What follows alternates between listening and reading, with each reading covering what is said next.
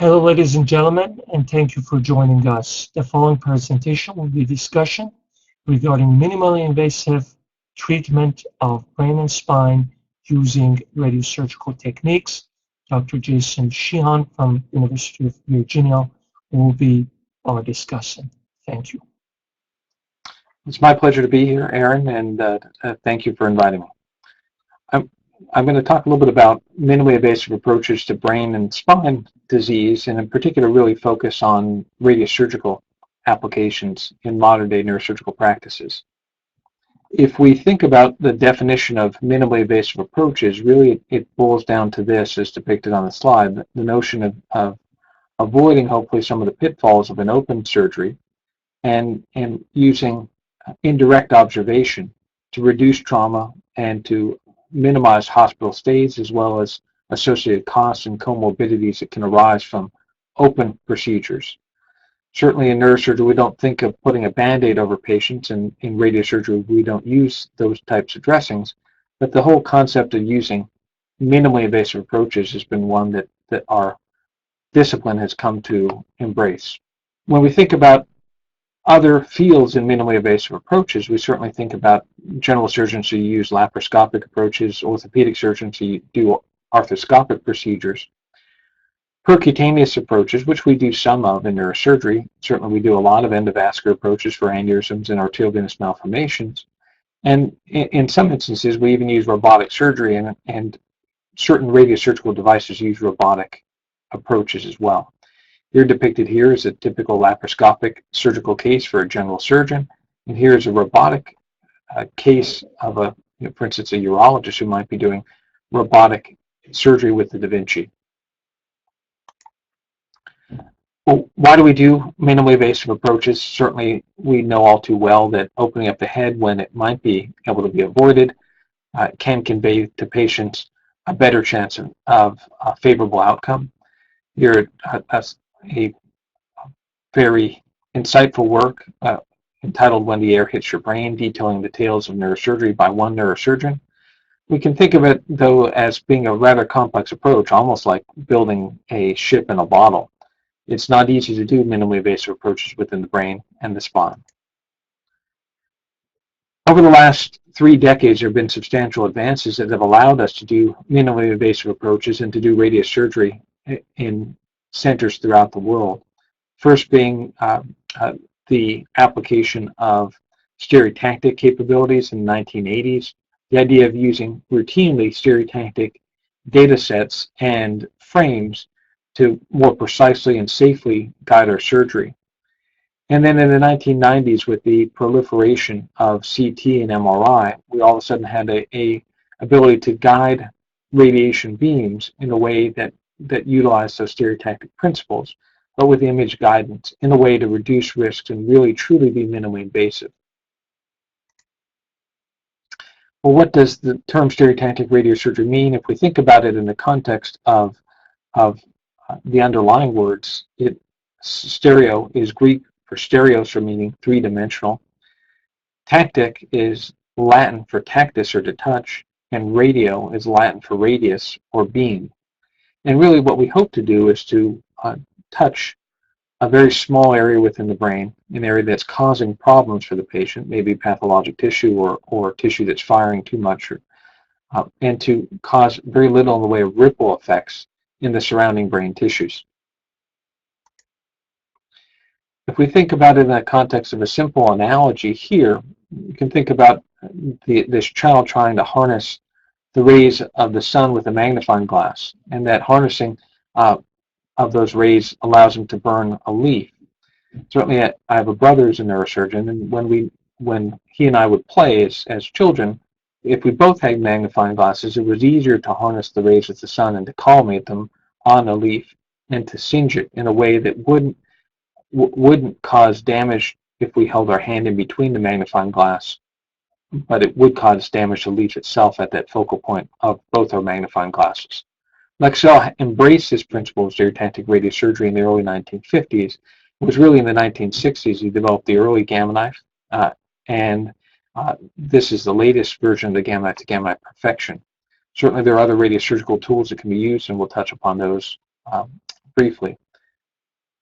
There are certain basic requirements for modern stereotactic radiosurgery devices. All of them have to be compatible with sophisticated neuroimaging modalities, certainly MRI and CT, but also SPECT, PET, and functional MRI. They have to be accurate and precise, they have to be user-friendly, and they have to embrace this concept, as we've talked about, of using minimally invasive tenets. When we're doing radiosurgery, we are thinking about it in a probabilistic fashion, trying to, in this case, in the setting of a tumor, trying to be on the high end of the tumor control sigmoidal curve and be on the low end in terms of the major complications. And typically, what drives these are the dose and the volume of the tissue structures that we're treating. There are some basic approaches as listed here. Certainly stereotactic radiosurgery and stereotactic body radiotherapy are the most complicated of the radiosurgical approaches that one uses. There are other radiation therapy techniques that we use for our patients. However, we typically refer patients for getting these techniques. We don't, on average, perform them ourselves. These include 2D conformal radiation therapy, 3D conformal radiation therapy, intensely modulated radiation therapy, and arc therapy. If we think in the last decade of growth areas within neurosurgery, there's been exponential growth in terms of stereotactic radiosurgery, as is depicted here. But really, since the early 1990s, when most early radiosurgical centers in the U.S. were started, up until the mid-2000s, when there's been a substantial, almost exponential growth in the number of patients that are treated and also the number of indications. This is a team effort, and organized neurosurgery has come to embrace this concept that as a neurosurgeon plays a vital role in the team. The notion of other team players being radiation oncologists, radiologists, nurses, and medical physicists. But again, this is truly a multidisciplinary team approach to do radiosurgery. There are different types of radiosurgical devices are using for radiosurgery, although most are using for radiation therapy. CyberKnife, XKnife, Synergy and Access Systems, Tomotherapy, Novalis, TrueBeam, and Trilogy, just to name a few. All of these devices can be used for radiosurgery in the brain and the spine. Most devices fall into one of these three categories, either particle beam accelerators using charged particles, protons, helium, or carbon ions, cobalt-60 systems, principally in this case the Gamma Knife, using gamma ray photons, or X-ray photons from a linear accelerator. They have certain inherent advantages and disadvantages. Nevertheless, at this point in time, all of these systems are being used for radiosurgery of the brain and the spine. I'm going to draw upon my experience here at the University of Virginia, and this is our case mix for about 20 years, showing the different indications that we've treated and the relative percentages that they made up of about 9,000 patients have been treated here at the University of Virginia for largely intracranial radiosurgery. You can see that the major indications include AVMs, meningiomas, vestibular schwannomas, pituitary adenomas, and metastatic tumors. The major functional indication is trigeminal neuralgia. We also have looked at more rare instances of using radiosurgery for treatment of ocular melanomas and for the purposes of treating temporal lobe epilepsy in the context of an NIH multi-center clinical trial, and then also for treating more rare conditions such as intractable obsessive compulsive disorder. Certainly there are some inherent advantages to radiosurgery as compared to a microsurgical approach. This indicates one such thing, that is the time factor that's involved in a microsurgical approach and the rehabilitation recovery that's oftentimes required as compared to the minimally invasive nature of radiosurgery and a relative recovery period of hours to a day. There's also some cost benefits to radiosurgery as well. This study in 1989 indicating that the disparity in cost between an open craniotomy and microsurgical resection for an arteriovenous malformation, acoustic neuroma, meningioma versus a radiosurgical treatment. And this really just looks at costs associated with direct care and not the long-term costs that might be associated with lost work for patients who are recovering from a craniotomy that may have gone less than ideally. So perhaps the earliest indication for radiosurgery, one which is dear to my heart in terms of the University of Virginia, because Dr. Laszlo Steiner published the first successful case of a patient being treated with radiosurgery being treated successfully with radiosurgery to treat an AVM. We've seen in about 1,400 patients treated with radiosurgery for arteriovenous malformations that the overall obliteration rate is about 80%. We have seen patients who have had a substantial decrease in their seizure frequency or severity, even with a partial obliteration of their AVM. Nevertheless, the goal for patients. Here's a typical example of a patient that's been treated here at the University of Virginia, a patient with a posterior circulation AVM, rather difficult to access from a surgical standpoint, and approximately 2 years later, a nice obliteration of the AVM as depicted here on this angiogram. We've also had a great experience with treating patients with pituitary adenomas using stereotactic radiosurgery. We've treated nearly 800 patients with recurrent or residual pituitary adenomas. Many of these patients have had previous fractionated radiation therapy and have gone on to have growth after fractionated radiation therapy. You can appreciate that the differences in terms of collateral structures, and we'll certainly worry about the optic apparatus depicted here in blue.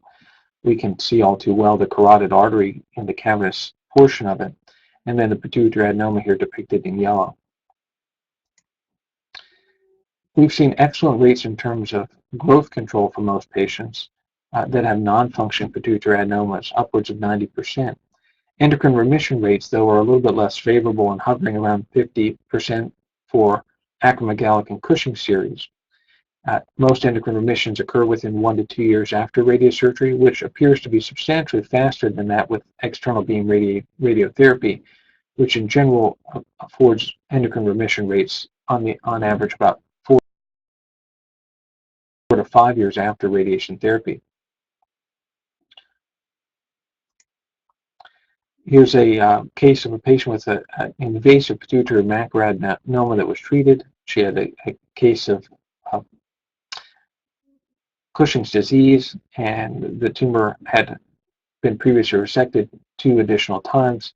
She'd also had external beam radiotherapy. You can see a very nice reduction, which is actually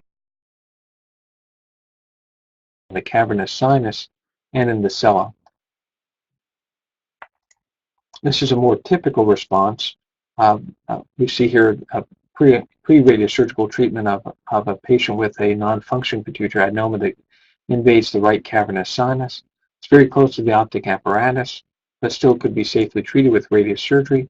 We see a nice dose contour here depicting that adenoma in the right cavernous sinus region and the bending of the isodose line around the optic nerve to shield the visual pathways from any substantial damage.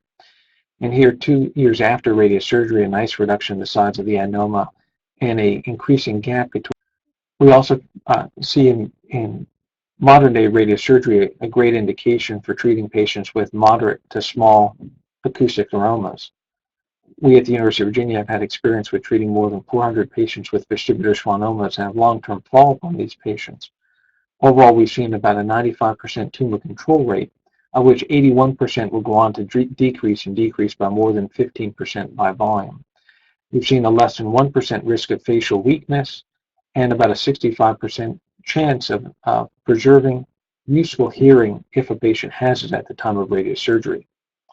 Here depicted is the long-term radiologic response after gamma knife radiosurgery for a cohort of 400 patients with acoustic neuromas, and we see that there's a long-term durable response well beyond 10 years for patients.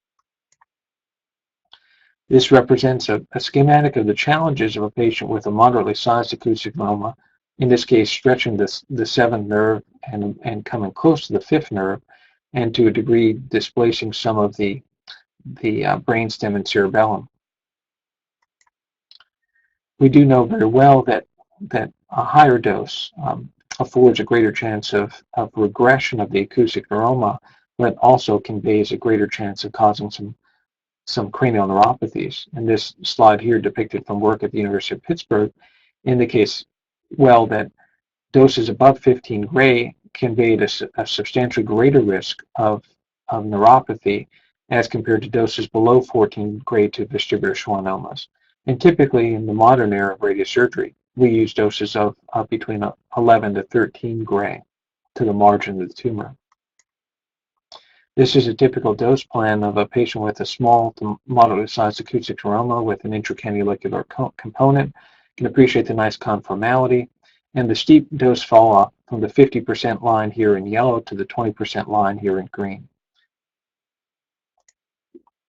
This is an example of someone who has a very large acoustic neuroma. We're exploring our experience now with that at institutionally, but there have been some case series that have shown for patients who have substantial comorbidities that preclude a resection, or simply unwilling to undergo a resection, that one can use a low dose, on average 11 to 12 gray for these patients, and see a nice reduction in the size of the vestibular schwannoma over time, from a fairly substantial acoustic neuroma that's larger than I would ordinarily treat, to something that's moderate in size, to something that goes on to be substantially shrunken after radiosurgery.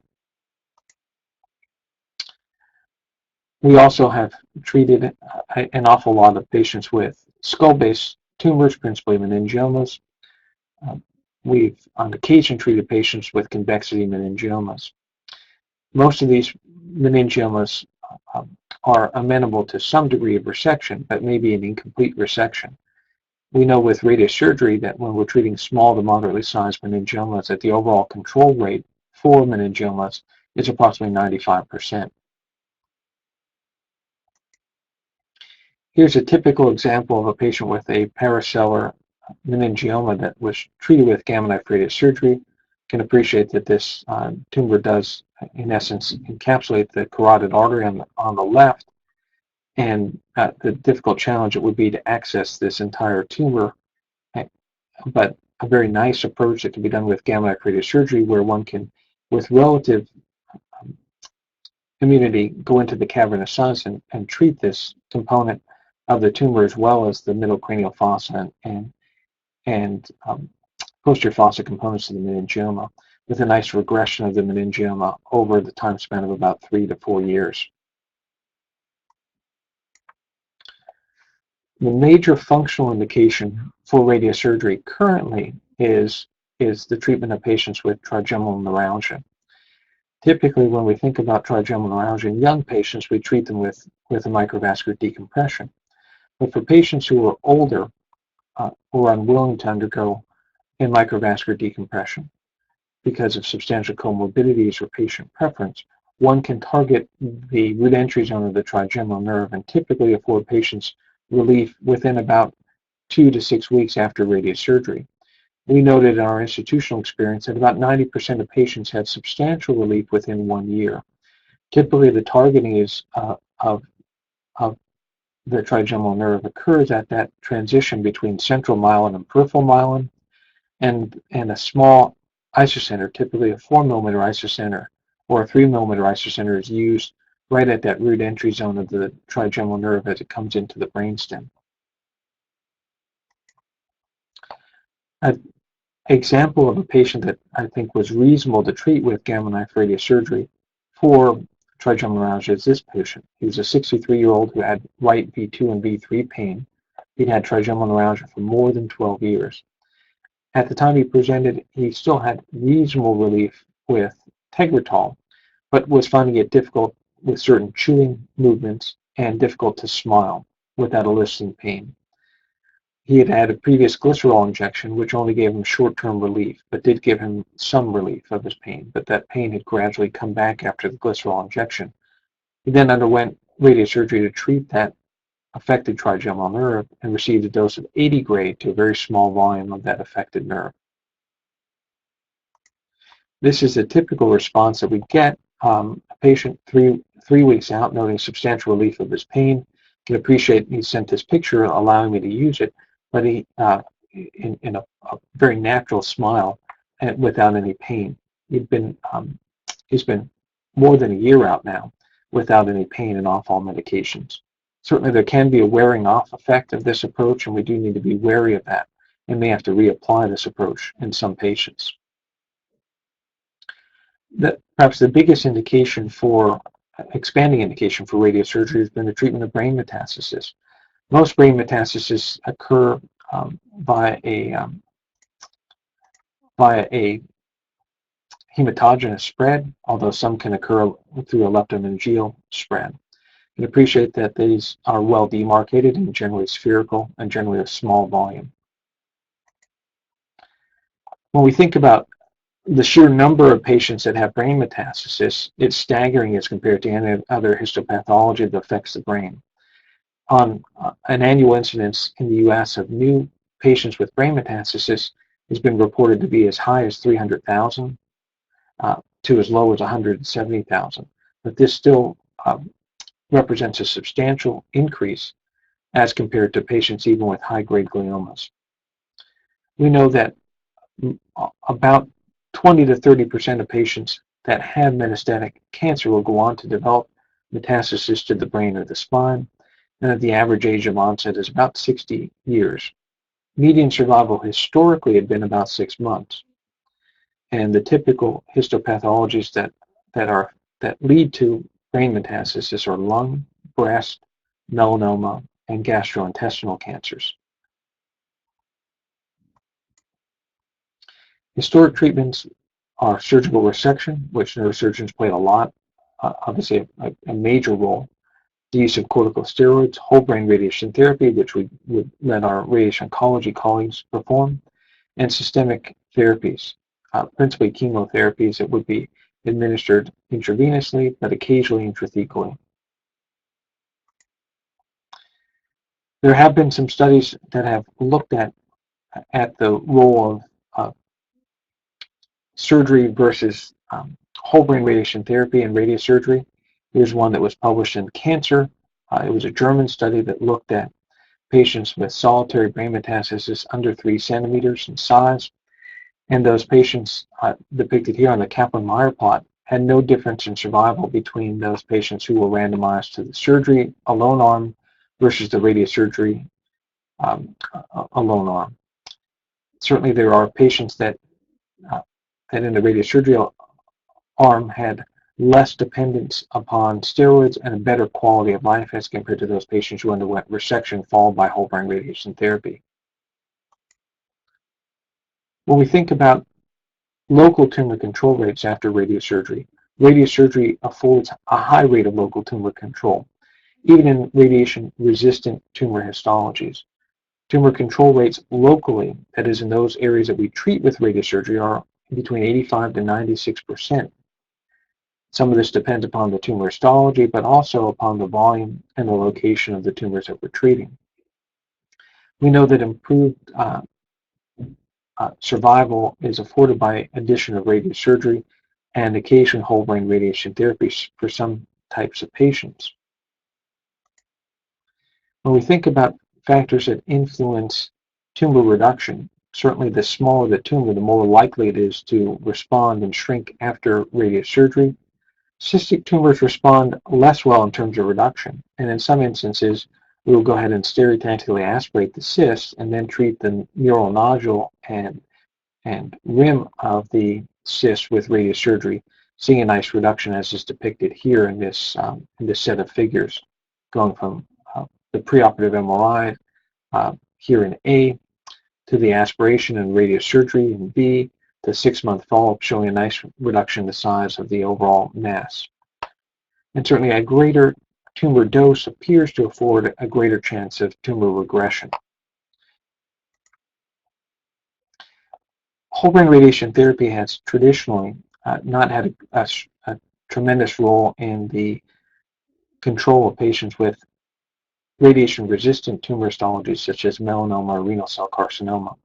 In other words, standard fractionation schemes giving 30 or 35 gray and 2 gray per fraction schemes had very little in the way of reduction, um, and occasionally some diminished role in terms of tumor control as compared to more radiation-sensitive histologies like breast cancer or non-small cell lung cancer.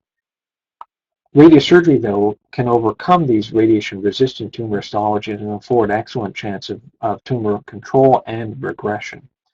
Here's a case, a young gentleman I treated with 3 metastatic deposits from melanoma, 2 that were fairly sizable, one located in the left frontal region, another one in the right parietal region, and a smaller one not depicted on this particular slice.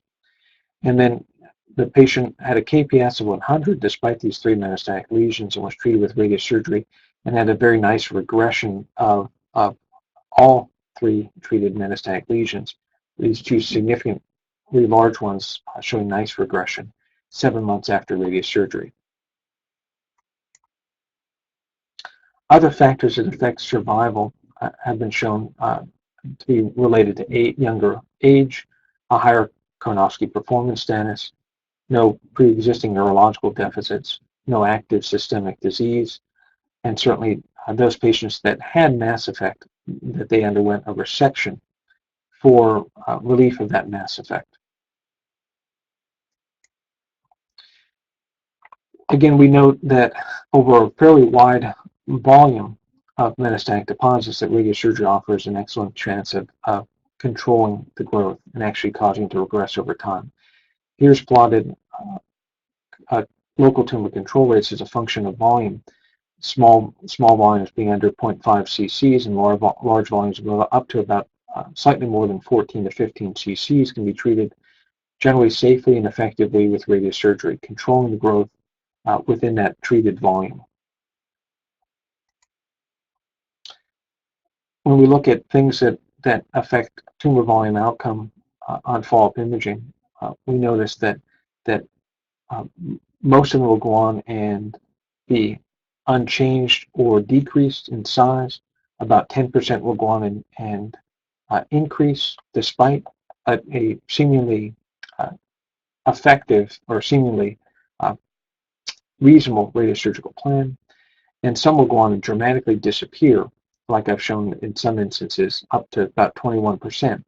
These that go on to disappear are typically radiation-sensitive histologies such as breast cancer and non-small cell lung cancer.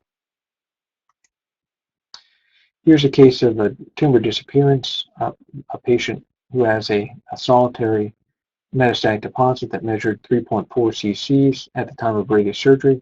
6 months afterwards, no demonstrable disease on the fall post-contrast MRI. Here's a substantial regression of a tumor that was up to 24 cc's. I had planned on operating on this patient, but the anesthesiologist had indicated that his comorbidities really precluded him having a safe craniotomy resection. And you can see a very small residual metastatic deposit here 9 months after radiosurgery with a volume of only about 0.2 cc's. Here's another case that I think is, if you will excuse the pun, a no-brainer in terms of treating patients with radiosurgery. We see that patients with metastatic deposits in the brainstem really have tremendous response with radiosurgery in terms of growth control and eventual shrinkage, neurological improvement when the shrinkage occurs, and very little in the way of side effects, despite this being a very eloquent part of the brain. This is depicted here, a midbrain lesion that was treated with gamma knife radiosurgery, and 12 months out after radiosurgery, a volume that is almost half the size. With even a slight regression in metastatic deposits to the brainstem, we've seen dramatic improvements in patients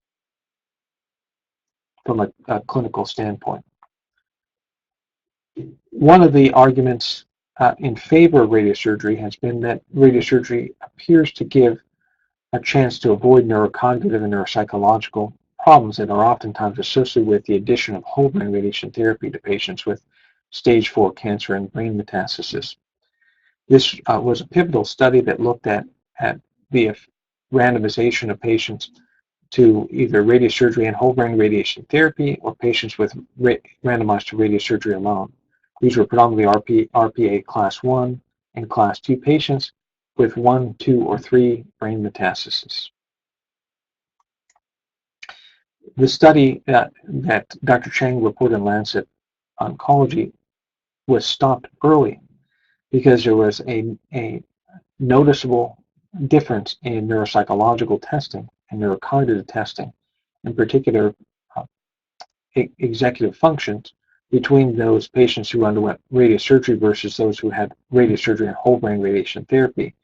The combined group doing substantially worse than the group that just got radiosurgery. In other words, whole brain radiation therapy, giving it to normal tissues, is inherently causing a risk of some degree of neurological decline in patients. Certainly one can argue that disease progression is perhaps the greatest risk. However, I've demonstrated to a degree that radiosurgery alone can offer excellent local tumor control rates. This is a rather busy treatment paradigm showing the current practice at our institution for patients with brain metastasis. For patients that have 5 or fewer brain metastases, we'll typically use radiosurgery. If there's local progression, we'll do salvage radiosurgery. If there's diffuse progression, we'll use whole brain radiation therapy. For those that have greater than 5 metastases, we'll oftentimes do whole brain radiation therapy. For those that have mass effect or have a undiagnosed histology, we will go ahead and do either biopsy or an open craniotomy.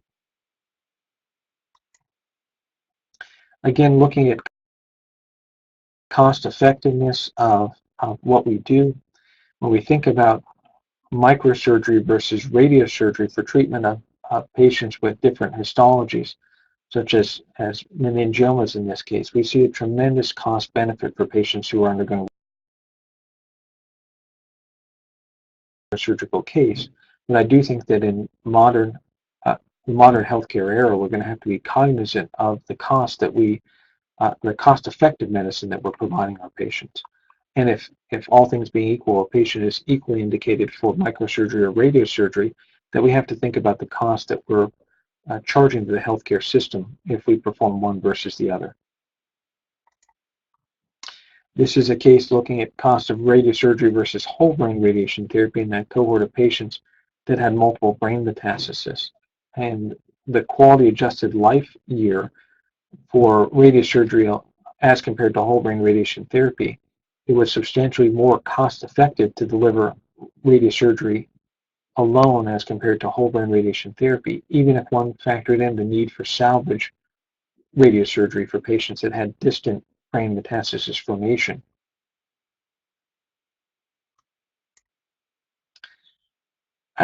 When I started the presentation off, I had talked about the basic principles of radiosurgery being applied not just to the brain, but also to the spine. Lexell's work and his principles proved so successful that we see stereotactic body radiotherapy principles being applied to the lung, to the hepatobiliary, prostate, and other head and neck sites and different organ systems. As neurosurgeons, we've gone on to use a slightly less precise, slightly more image-intensive approach for treating spinal disorders, principally paraspinal and spinal metastasis. These devices can deliver radiosurgery to other parts of the body: the TrueBeam, the X-Knife, the Novalis, the CyberKnife, tomotherapy, and Synergy or access systems. All these systems are linear accelerators that require some degree of onboard imaging to track subtle patient movements if they occur and to compensate for those, but to deliver highly focused, image-guided radiation in high doses to areas in and around the spine that may be pathologic. This is one of the early systems that we used at the University of Virginia, a tomotherapy system. It involves real-time CT scanning and preoperative CT and MRIs that are used to do the dose planning. This shows a patient with a paraspinal metastasis, and you can appreciate the tumor involves the vertebral body as well as some of the posterior spinal elements depicted here in the reddish purplish hues. And the green area here is contoured out. That's where the spinal cord is. And what we've done is to be able to render a dose that would basically avoid spinal cord toxicity in this patient. This is a typical patient that is treated with radiosurgery in the sense that she's older, has metastatic cancer. In this case, she'd had a previous corpectomy, and she had undergone radiosurgery after prior external beam radiation therapy. She had focal recurrence at C6-7, and her pain was principally in her neck and arm with a little bit of right arm weakness. Within a month after treatment of this patient, she had dramatic relief of her pain, ended up having tumor control, radiographically demonstrated up until the last point of fall prior to her dying. And she did not die of disease progression at this site, but of disease progression outside of the CNS. So I'll conclude by saying that I think radiosurgery is an important part of the neurosurgical practice. It's been demonstrated over the last 2 to 3 decades as being very safe and effective for many benign and malignant brain and tumor histologies. It offers low morbidity, a high chance of affording a patient a reasonable quality of life, minimizing neurological deficits, and a rare chance of causing any kind of radiation-induced complications. Certainly has an excellent chance of affording tumor control, enhancing quality of life, and giving substantial pain relief for patients that have either functional disorders such as trigeminal neuralgia or pain associated with a paraspinal or spinal metastasis. Certainly dose escalation and careful follow-up for these patients is required, but I think that neurosurgeons play an incredibly important part in and frequently lead this treatment team when it's delivering radiosurgery to patients with CNS disease. Thank you, Jason. That was really a spectacular presentation, very thorough and comprehensive review of the principles of radiosurgery for diseases of spine and the brain. I would like to ask you some of the issues that are personally controversial in radiosurgery, in my point of view, and I would like you to add some expert opinion to that. Number one is for a patient who has a small acoustic neuroma and has still some serviceable hearing. What are your thoughts there? Is it the way to go radiosurgery? Is there a chance their hearing can be better? Or is it best to watch and see how the tumor acts, or hopefully the tumor would stay quiescent for a while? Well, you're absolutely right, and you've touched upon a very controversial subject, one which is frequently debated at regional and national meetings. It very much depends upon patient preference and patient age and their functional status of their hearing. In general, we've seen about 5% of patients who will have some degree of improvement in hearing after successful radiosurgical treatment of their acoustic neuroma. In other words, the tumor goes on and shrinks, and their hearing does functionally improve as well as improve on formal audiogram testing. But it's rare, and I tell patients that in general that their hearing will never be better than it is at the time of presentation when they're discussing the option of radiosurgery. In other words, I don't think that radiosurgery typically affords improvement in hearing. And as I've indicated, that despite a greater than 90% control rate for acoustic neuromas after single session radiosurgery, hearing preservation rates at most centers are hovering between 50 to 70%. So despite controlling the tumor, either as a result of long-standing compression of the tumor against the cochlear nerve, or because of iatrogenic effects of radiation to the cochlea or to the nerve itself, hearing's declining in about 30% of patients that undergo radiosurgery. And so in general, if it's an older patient, I would be more inclined to watch a patient with a small acoustic neuroma and follow them with close surveillance scans and audiograms. As a younger patient, unfortunately, my experience has been that watchful waiting doesn't last long. But I'm not opposed to watching them and following them closely, but in general, if a patient has more than 10 years in terms of a life expectancy, watchful waiting will only work for a short period of time. Let's touch another controversial topic.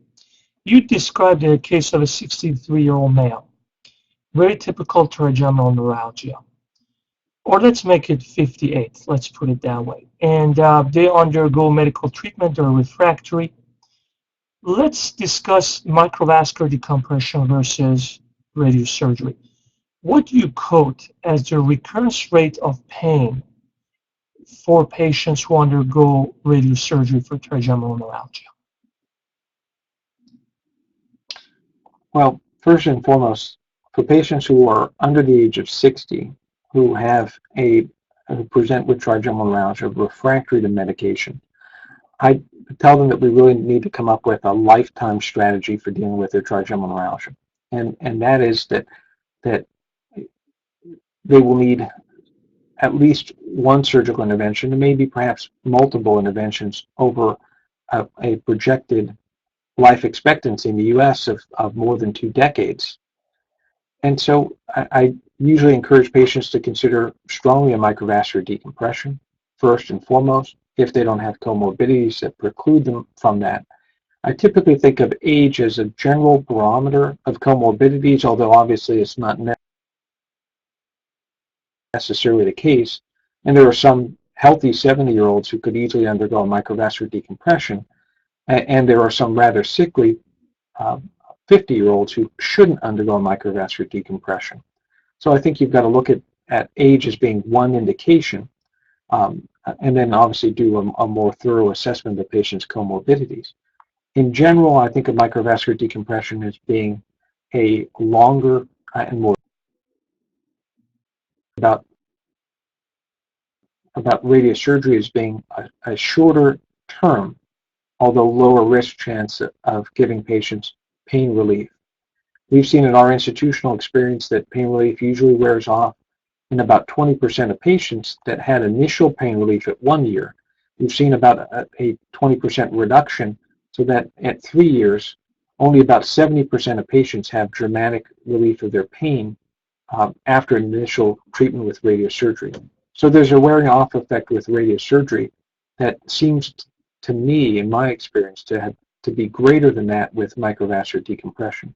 And I think inherently I'm a bit more comfortable with doing microvascular decompression for patients that have trigeminal neuralgia because it's not an ablative procedure. In other words, typically with patients that undergo radiosurgery, if they're going to have a beneficial effect, they can have some slight degree of numbness that arises. And that's really thought to be the ablative aspect of the underlying mechanism of radiosurgery. Whereas if everything goes well in experienced hands, microvascular decompression shouldn't convey numbness in the trigeminal nerve distribution after effective pain relief. Thank you. May I please ask, what are your thoughts on radiosurgery for recurrent glioblastomas or high-grade tumors? And if you do surgery and a small residual tumor is left, what are the indications there versus recurrence later, and what are the risks? And how would you consider consulting your patients and other physicians about that? Well, you're touching upon all the controversial subjects, which I've tried to avoid in a general overview. And in fact, this was, I had just come from the Society for Neuro-Oncology meeting last week, and this was part of our educational days discussion about glioblastoma and the indications for radiosurgery. And I would say that thus far, in the best level of evidence that we have so far, radiosurgery has not shown a consistent effect in patients with high-grade gliomas in terms of prolonging life expectancy. We have seen anecdotal reports, mainly single-center retrospective studies that have come out of my institution and others where we inherently have a selection bias. But by and large, what I've seen is that some patients do benefit from radiosurgery that have high-grade gliomas, but we usually use it in the setting of patients that have small volume recurrent disease, not as an upfront boost to conventional external beam radiation therapy and Temodar. Again, as a neurosurgeon, I feel very strongly that maximal safe resection of a patient with a high-grade glioma is what we can deliver best for the patient. And that in some select patients, radiosurgery may have a benefit. I would say, though, that there's increasing momentum to think about the use of radiosurgery in the context of patients that have recurrent glioblastoma and get radiosurgery while they're getting Avastin. And let me go back and say that the very notion of recurrent disease, most of these patients never have disease that's gone away. They always have some evidence of active glioblastoma, but patients that have recurrent a nodule of enhancing tissue that's consistent with a concentration of glioblastoma and who are getting Avastin may very well benefit from the addition of radiosurgery. There have been 2 studies that have come out in the last year that have been looking at the addition of radiosurgery to Avastin in patients with recurrent disease that do suggest some degree of survival benefit and remarkably suggest little in the way of toxicity when radiosurgery is given with Avastin. Avastin may allow us to give higher doses of radiosurgery to a GBM than we could do without the use of Avastin concurrently. That's a very thoughtful answer, and I wholeheartedly agree with you on that. I think the verdict is still out there regarding GBMs and radiosurgery, especially the high risk of radiation necrosis in that disorder. Let's touch on another topic. It may not be as controversial, but comes to mind. If you have a young woman or a man with a small cavernous sinus meningioma, it is absolutely asymptomatic. Would you consider radiosurgery, or would you watch the lesion, reminding yourself of these reports that often come about once in a while of meningiomas that could potentially become malignant from radiosurgery? In other words, watching them could be a better option than doing radiation on small meningiomas with an increased chance of malignant transformation years down the line, especially among the young patients. Well, we certainly worry about radiosurgical induced neoplasia, and we know that in the setting of delivery of fractional radiation therapy to the paracellular and cellular region, that risk of radiation-induced neoplasia is probably about 1% at about 10 years, and maybe as high as 2% at 20 years. We don't. We have rare anecdotal case reports of radiosurgical induced transformation or radiosurgical induced neoplasia after radiosurgery. How low, we don't really know. I would say that that risk of radiosurgical induced neoplasia is probably lower than the risk of death associated with general anesthetic. And some have likened it to getting struck by lightning in terms of that risk. I mean, it's out there and it is a concern. It certainly is a greater concern for patients who are younger than patients who are older.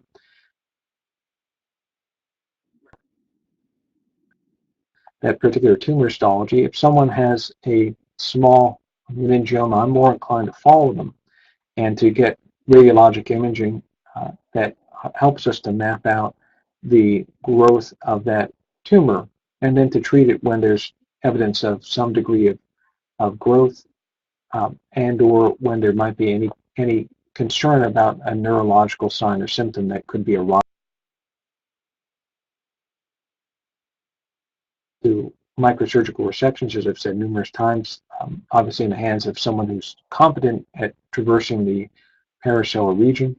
I would say that there appears to be growing momentum to look at maximum safe resection via skull-based approach, placing priority upon neurological preservation and using radiosurgery judiciously to treat something that may and would potentially put the patient's neurological function, cranial nerve function in particular, at risk with a more complete resection. So I think we want to use our tools wisely as neurosurgeons, use a scalpel and microsurgical instruments when appropriate, use radiosurgical approaches when appropriate, and at times use the combination of the two to maximize the benefits for our patients. Jason, I'm going to ask one last controversial question, but before I do that, do you have any other major areas of controversy that you think our viewers would like to hear an expert opinion such as yours? Well, I would say that there are a lot of dogmas within radiosurgery. I would, in general, say that some of the things, such as the 8-grade tolerance to the optic apparatus, to the 3 centimeter rule that is oftentimes used. These are just rules of thumb and dogmatic approaches that oftentimes really are based upon very little in the way of true hard scientific data. And that is, as someone who's reviewing this session, might question that data at times, and to look back in the literature and recognize that, much like all other aspects of neurosurgery, that although we have general guiding tenets or principles, even dogmas that we at times adhere to, that we oftentimes have to look beyond those and to think about the complexities of the care that we have to give patients. I really appreciate it. I think the radiation tolerance of optic nerve versus that 3 centimeter rule or rule for the mass diameter that can be radiosurgically treated is definitely not always accurate. But something very close to that as a closing question. I love treating acoustic neuromas microsurgically, but I do agree there is significant risk associated with microsurgery for such lesions.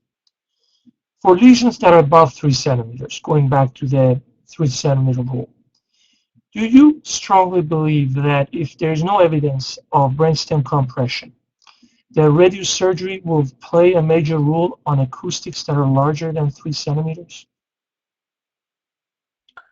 No, not here at my institution, not in my practice. I think that in general, patients who have large acoustic neuromas, and I showed you that one provocative case, are better served by a safe and perhaps complete, although perhaps incomplete resection, followed by radiosurgery if required. That I think that there's nothing more gratifying than decompressing the middle cerebral peduncle and the brainstem, and with intraoperative monitoring, one can generally do that safely and effectively in patients who are even into their 70s. I do think that complete resection at the expense of the facial nerve is not to be done in the modern era of neurosurgery, at least not knowingly. But in general, I think for those patients that have large acoustic neuromas, and really you want to think about volume, not linear dimension, as you touched upon and I've alluded to as well, that drives your decision making. But that by reducing the volume can make this a more appropriate target with radiosurgery. And so there's the complementary roles of microsurgery followed by radiosurgery. But I see that there's not a great role for patients with large acoustic neuromas and the use of radiosurgery. I will say, though, that there does appear to be an increasing incidence of early diagnosis within the U.S. So those patients that used to come in with large and moderately sized acoustic neuromas are coming in now after they've been involved in a motor vehicle accident, and they've gotten a CT scan that suggests some widening of the porus acousticus, and they have a small acoustic neuroma that's been diagnosed. Or they've simply had a small episode of tinnitus, and their primary care physicians ordered an MRI and diagnosed a very small acoustic neuroma. And I follow a number of those patients, and we don't know what is the absolute right course. And I think it very much depends upon the patient, too. I totally agree with you, Jason. I think the role of microsurgical resection for acoustics is important, but saving the face is the most important factor. We have completely turned over our acoustic practice for large tumors to maximizing resection with leaving a small piece of tumor at the area of the porus with a high rate of anatomical preservation. I think that just makes sense in the era where utility and efficiency and safety of radiosurgery has been established. Removing a small piece of tumor, a benign tumor, from the facial nerve at the expense of a major facial nerve injury is not warranted. So I want to thank you again, Jason. Obviously, we love listening to you always from your expert opinions, a very rational decision-making tree to radiosurgery. It makes sense, it's safe, and it doesn't obviously, it's not biased. So I want to thank you again, and thank you for all the academic great work that you do. My pleasure, and thank you very much. And I look forward to working with you on additional projects. Thank you.